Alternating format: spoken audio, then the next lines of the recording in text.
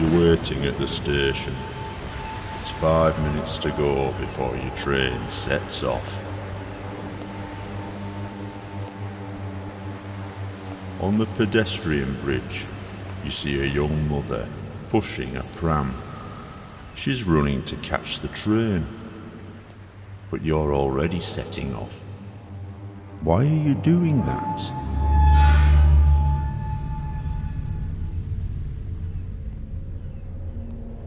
It's 5 p.m, rush hour, Friday afternoon. It's going to be a busy train, but you're only pulling 2 carriages. People are being crushed. Some can't even get to the doors at their stops. They demand more carriages, but you're not listening. You've even given up caring.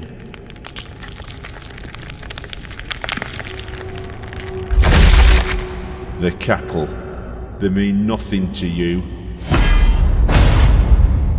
Why is that?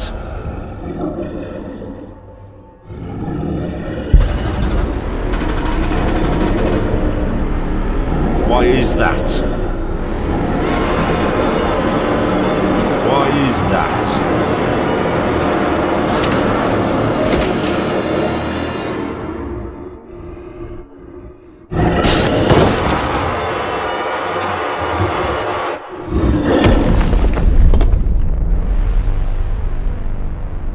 My dad created the Walsh fortnightly test to help biofused engines cope with their transition. Now it's used to find engines disguised and hiding on the mainland. Dad loved the engines, right up until the end.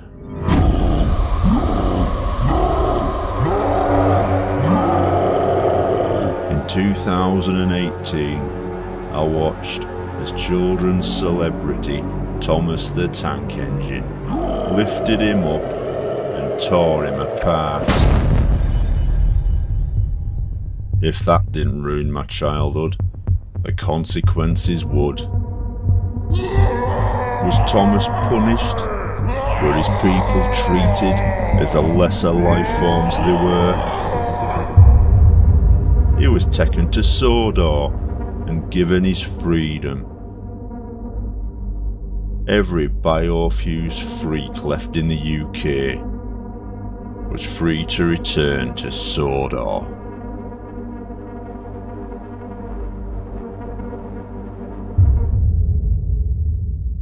As for me, I replaced my grief with hatred. I even found the perfect target for me anger. A hangar on Sodor's airfield, once owned by Sodor Research and hiding an embarrassing secret. Hundreds of trucks, failed biofusings, stored as raw materials for biofusion procedures, and now left to die. But not fast enough for me.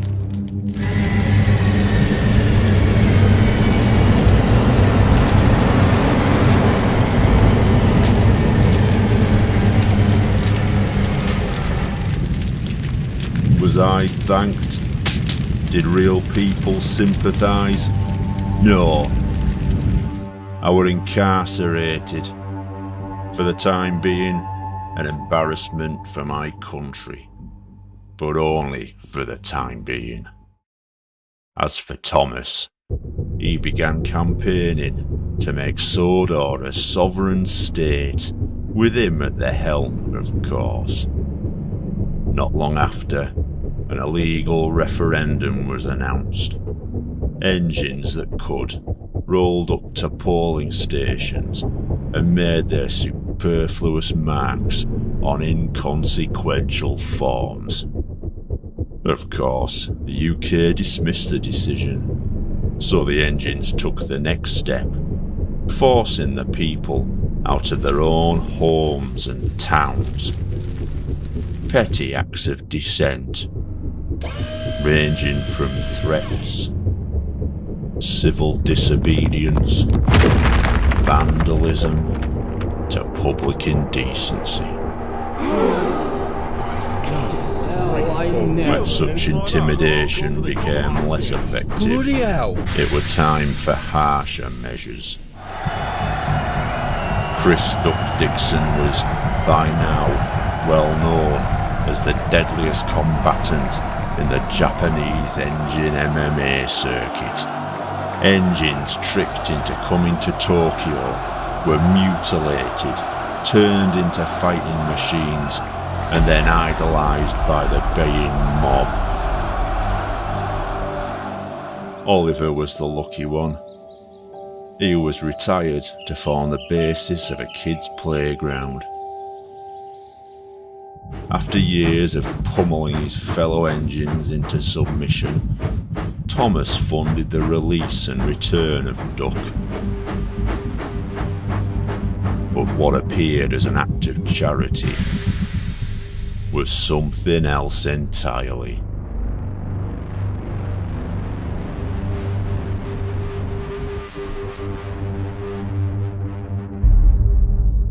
Thomas knew that, despite Duck's outwardly calm demeanour, his demons would eventually be dragged back to the surface. A bribe or two to a corrupt driver and signalman, and the scene was set.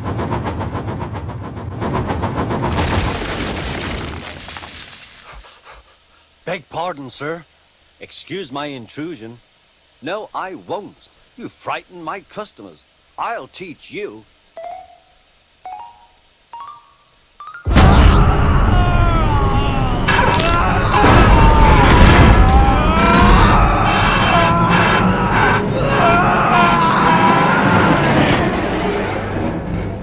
What was left of the island's indigenous population fled in fear for their lives, leaving Thomas in charge of a rogue state right off the UK coastline.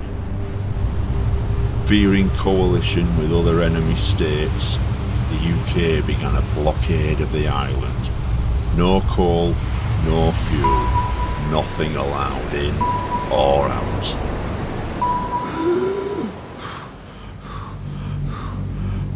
We would be the next step in purging our country. Apart from military use, all biofused engines would be banned from the mainland. Given the designation rail riders, recruited from the many whose lives were ravaged by biofusion, we would be employed to track down and deal with these illegals in any way we saw fit. Which brings us to Herson here. Lured to Sodor with the promise of new life, he would give his life savings to engines with next to no knowledge of biofusion. The results were monsters like this. You have to wonder what conditions were like on Sodor for him to choose to hide here for all those years. Ali Solarco's psychic therapy. As if a married couple of engines weren't sick enough, Picari and Hallie Solarco's marriage was between an engine and a real person. A miniature engine of squirming village fate, they met and were married within 6 months. In 1990, Picari was taken ill, rushed to Sodor research, where he never left, just more raw material. Ali went on to make a modest living doing psychic readings. Biofusion had always been linked to ESP, but how does this help someone who were never biofused? Time to make an appointment, get my questions answered.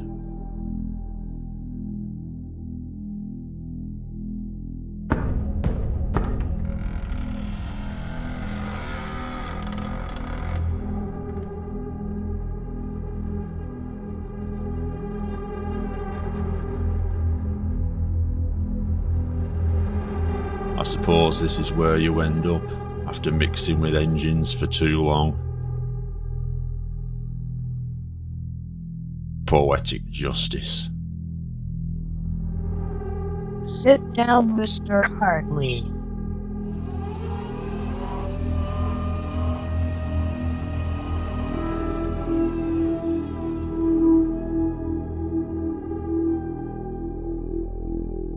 I sense a great enmity in you. Hatred, fury, but also regret. Shame. Where does this remorse come from, Mr. Hartley? What has been done to you? Share your pain. Open your mind to me. Show me your soul. Show me everything.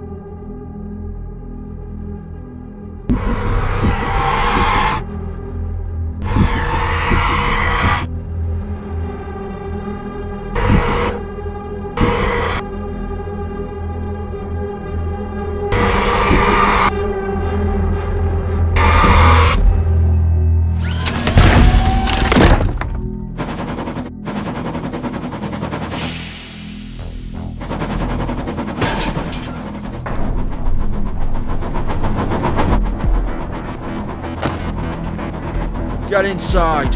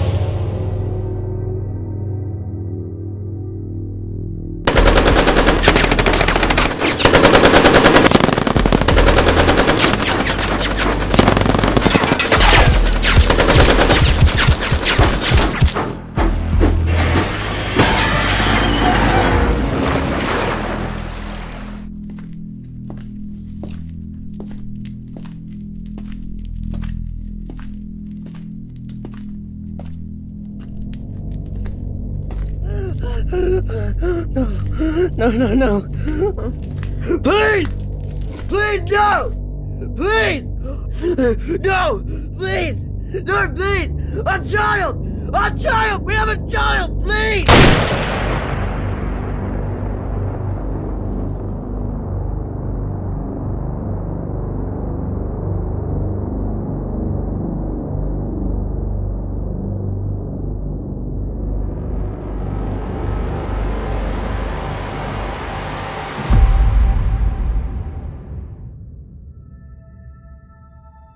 Picari was the survivor. He hid his wife's death all these years and used her so he could stay on the mainland. She was quite the hoarder in her time, kept everything, including unpaid checks and records of treatment from Goetze Medical, a division of Sodor Research, and situated where else?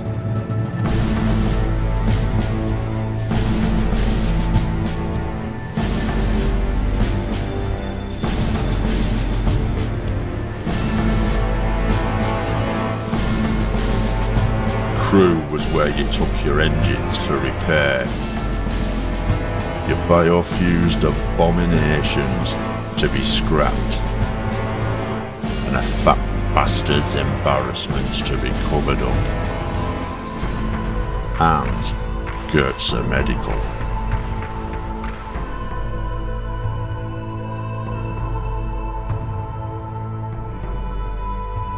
Pally had longed for children. And when Picari were taken ill, Sodor Researched offered them the opportunity to have one. Taking the DNA of both parties and using IVF to make their sick dream possible. How desperate do you have to be to put your life in the hands of people with no idea of what the outcome would be? That's it. Deep breaths now. You're doing fine. Keep pushing. 500 millings of Get down salt. now. Or blood. Keep I don't know. going. Oh my god. Oh Jesus. What is that?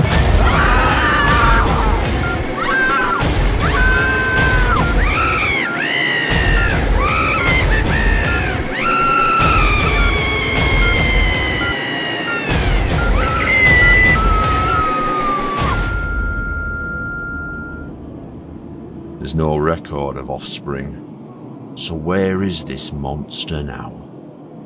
What kind of sick minds are behind this? Pan right 1.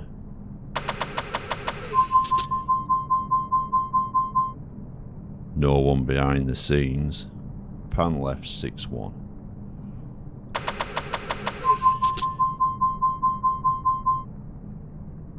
Zoom 3-5. Polarize 9-14. Zoom 3-12.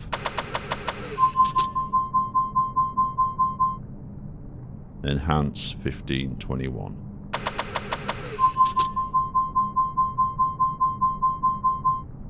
Track left 4.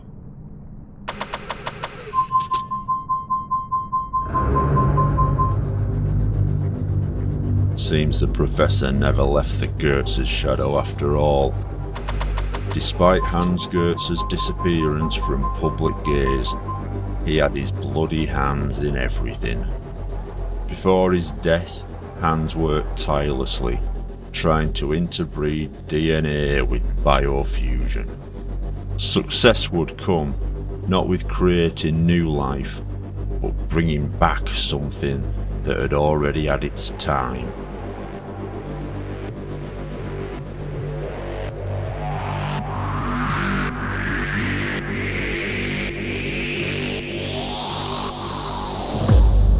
The records end here, with its birth.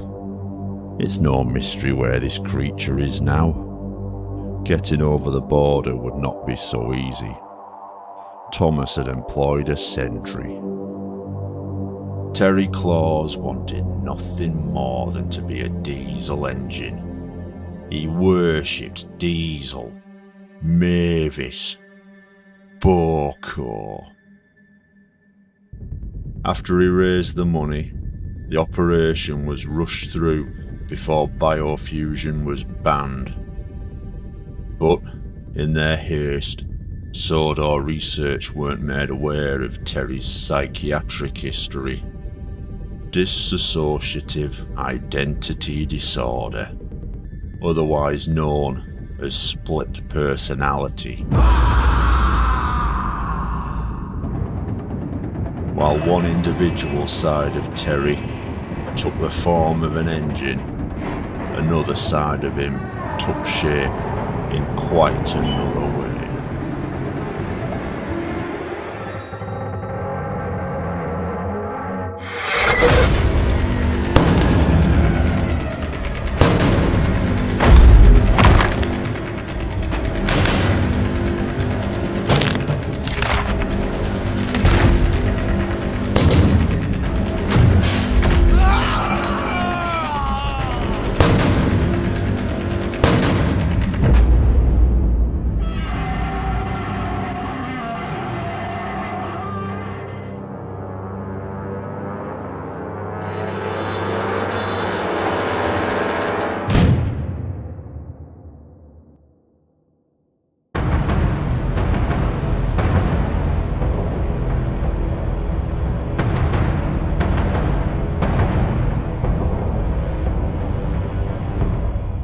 The embargo on Sodor had taken its toll.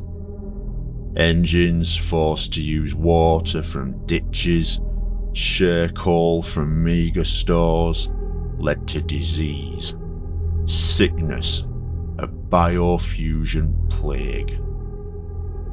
Seeing his own mortality and the end of his reign on the horizon, Thomas emerged from the shadows.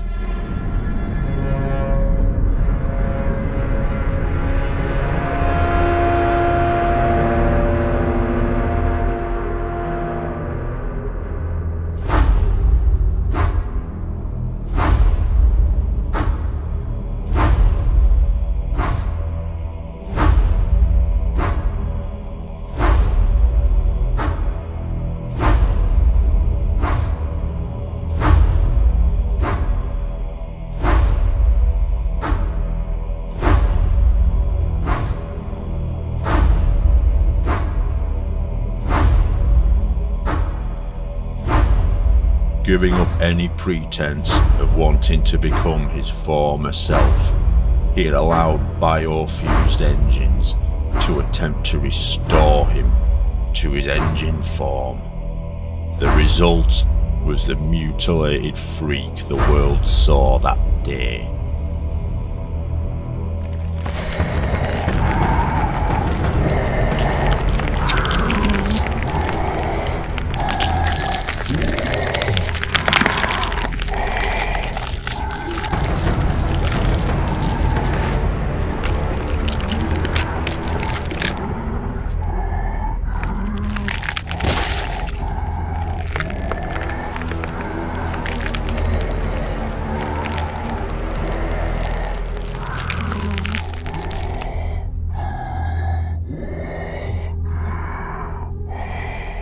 You think you've won? You think I don't know what I gained from my people?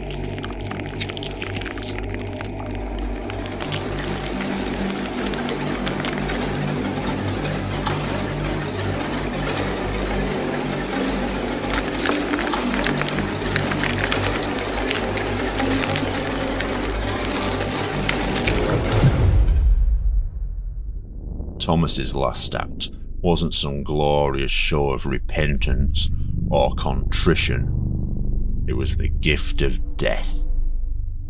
The biofusion plague worked just as quickly and deadly on wood as it did organics. To combat this spread, the government made a harsh decision.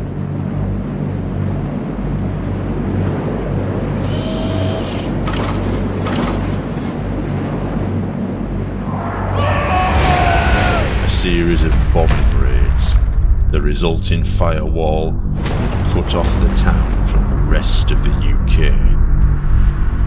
As for the people on the border, miles of dilapidated buildings, streets lined with abandoned, diseased, drug-dependent wretches, and things only got worse after the bombings.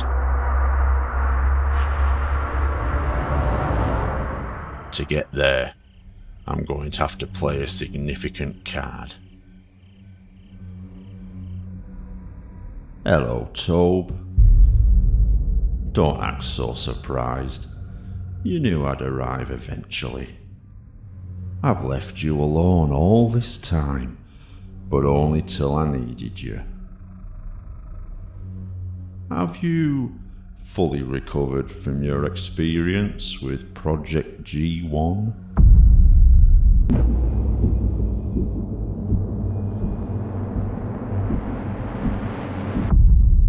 It must have been terrible, seeing your clone dragged away like that.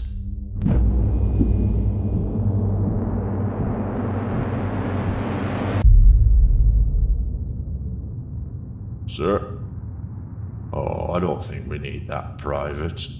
Toby knows his situation. For a Class 42, I need 14 gallons of paint stripper and a concrete breaker. For Toby, I only need a box of matches. See, you're gonna get me somewhere real people can't go. Okay. Let's get started, shall we?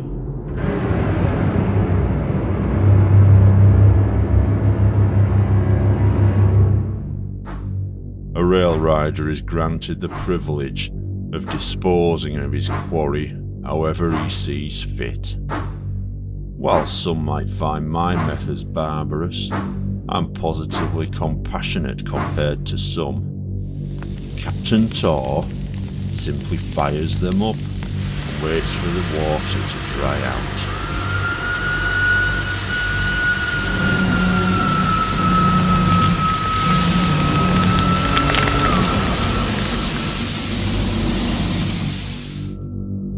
Colonel Betcher likes to dissect an engine alive and sell off the parts for scrap.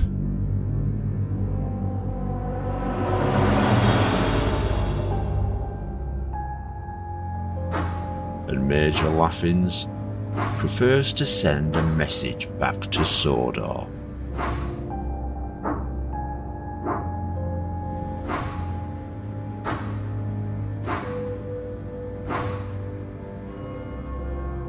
He'll lobotomise his engines, then sends them rolling across the border. Through the remains of the festering stain on the north of England, and straight on to Sodor.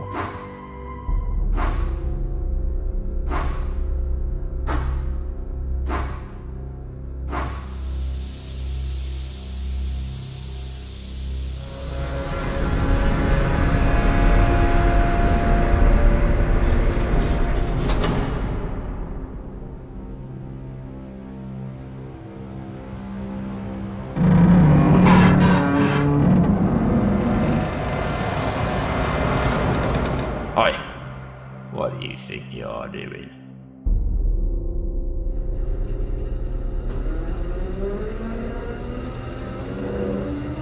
Look at him, into his eyes. He's another brain job. I smell man on you. I know what evil men can do.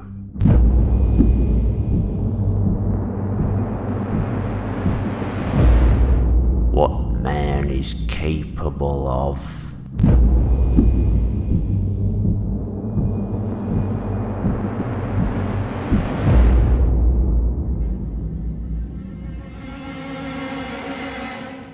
Let him through.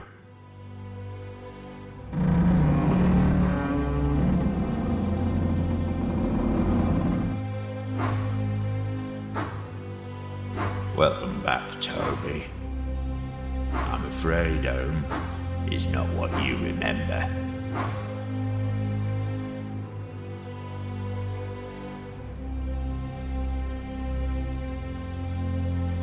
So this was Sanctuary.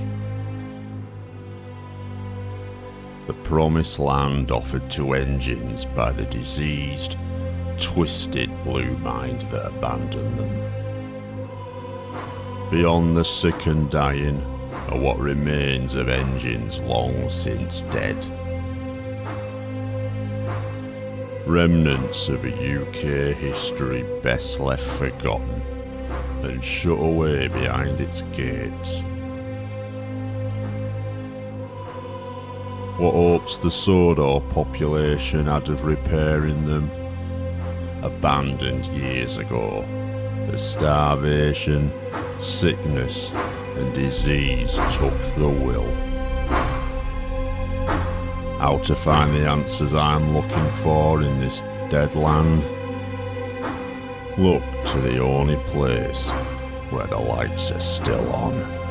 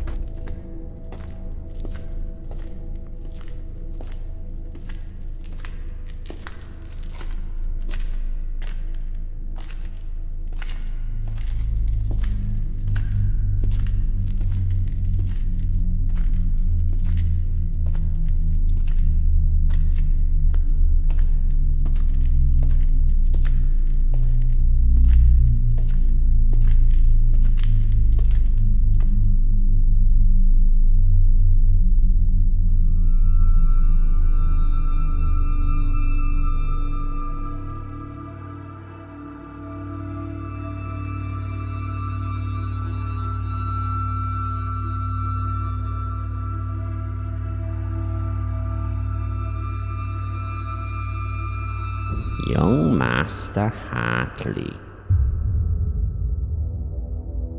your timely arrival could not be more perfect. You are here, I assume, to witness the final maturation of my creation. Was it worth it, Professor? The lies, the murders? Worth it? The endeavor, my struggle, the sacrifice.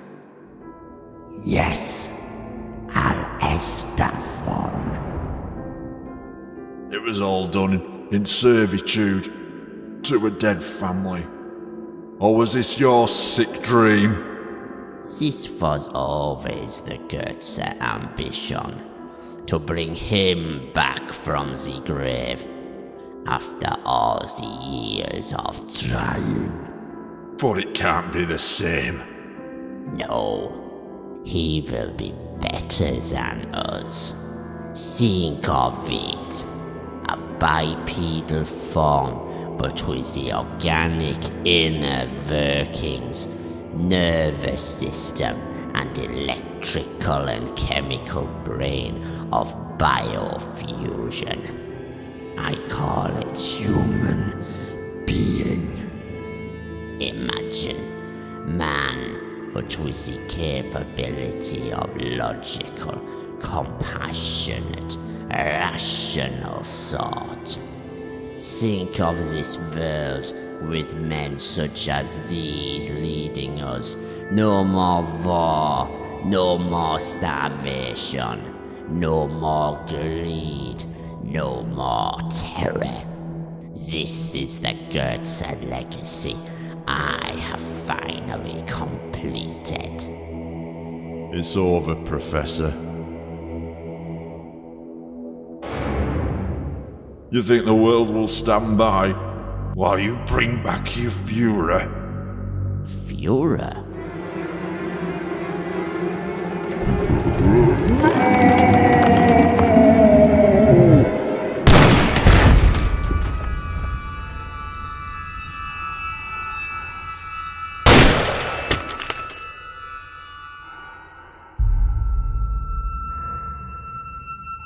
You fool! You never understood, none of you. Sigurd's dream was not to bring back a dictator. Sigurd's dream was to bring back...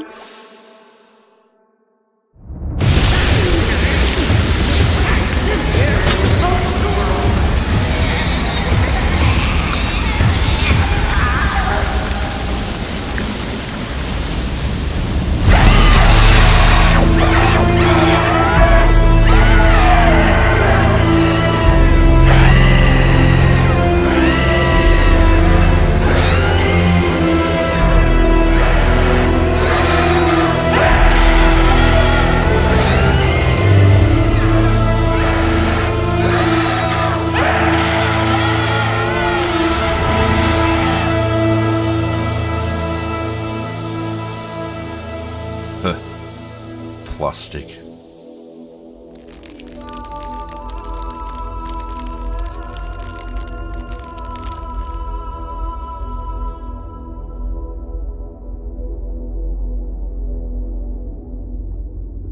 Well, here we are. You got something to say?